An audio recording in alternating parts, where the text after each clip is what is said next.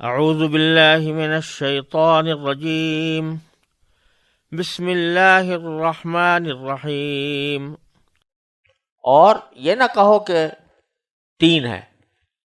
یہ عجیب و غریب معاملہ ہے کہ عیسائی حضرات ہیں وہ تثلیث فی التوحید اور توحید فی التثلیث کے قائل۔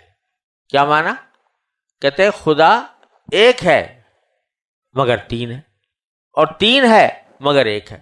اب ایک صورت تو یہ ہوتی ہے کہ آدمی کسی چیز کے تین ہونے کی اس طرح تعبیر کرے کہ یہ ایک چیز، یہ دوسری چیز، یہ تیسری چیز، کیا تینوں الگ الگ ہیں۔ تو جب عیسائی حضرات کہتے ہیں کہ خدا اور اس کا بیٹا اور روح القدس، تو یہ نہیں کہتے کہ یہ تین الگ الگ چیزیں ہیں، کہتے ہیں کہ یہ ایک ہی ہے۔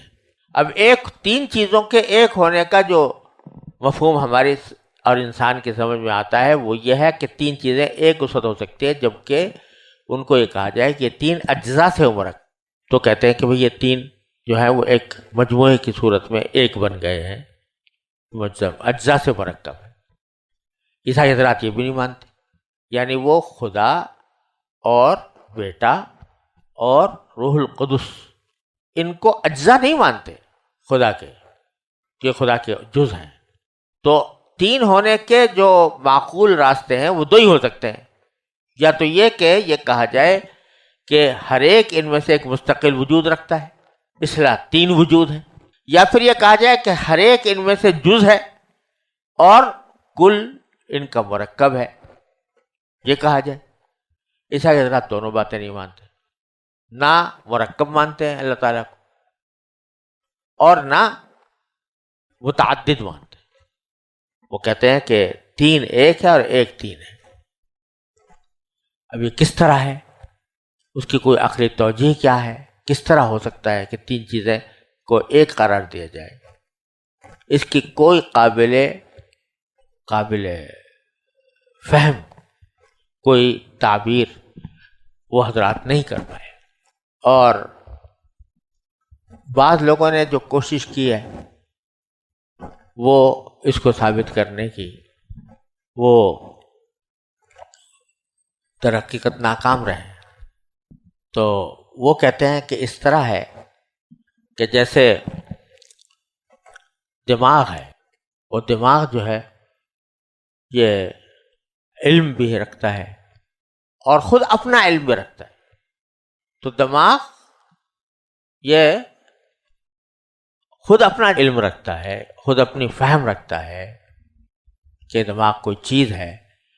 تو ایک طرف دماغ ہے وہ عالم ہے، اور دوسری طرف دماغ معلوم ہے، اور تیسری طرف اعلی علم ہے۔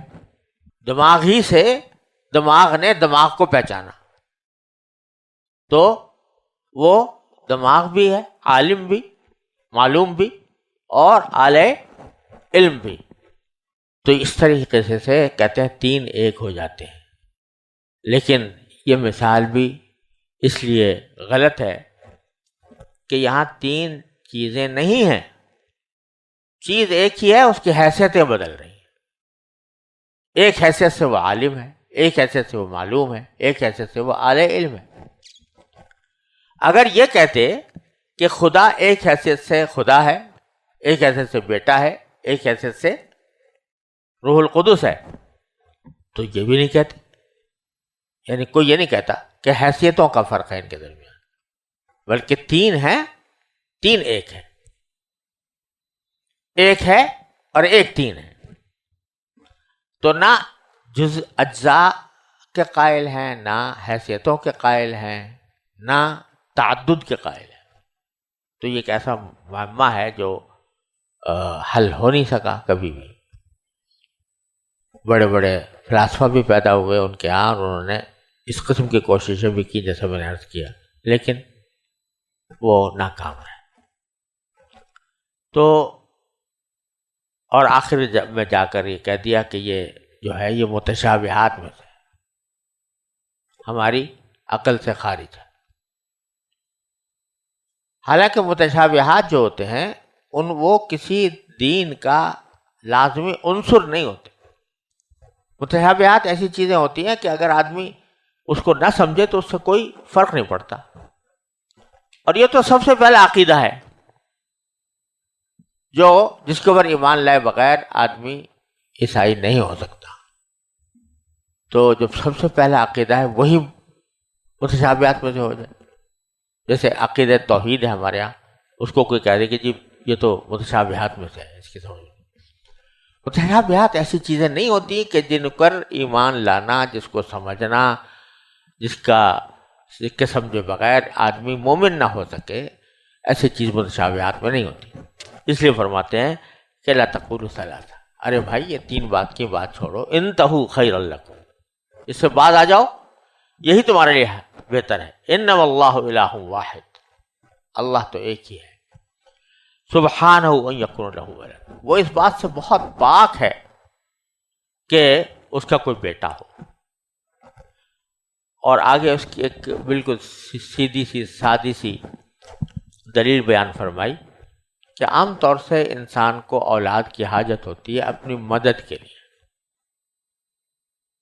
کہ وہ یہ چاہتا ہے انسان کے میرے اولاد ہو تو میری دست و بازو بنے، میں اپنے کسی مقاصد کے اندر اس کو استعمال کروں، اس سے کام لوں. تو اللہ تبارک و تعالیٰ کا معاملہ تو یہ ہے کہ لہو ما فی السماوات و ما فی الارض. وہی بات یہاں پر دہرائی کہ آسمان و زمین میں جو کچھ ہے وہ اسی کا ہے. تو پھر اللہ تبارک و تعالیٰ کو کسی مدد کی حاجت نہیں کہ اس کو اولاد کی ضرورت ہو. وَكَفَى بِاللَّهِ وَكِيلًا، اور سب کی دیکھ بھال کے لیے اللہ کافی ہے. تو جب وہ خود کافی ہے تو اپنے امور سلطنت کو انجام دینے کے لیے اسے کسی معاون کی ضرورت نہیں، کسی مددگار کی ضرورت نہیں، کسی وکیل کی ضرورت نہیں. تو اللہ تعالیٰ خود کام کرنے والا ہے.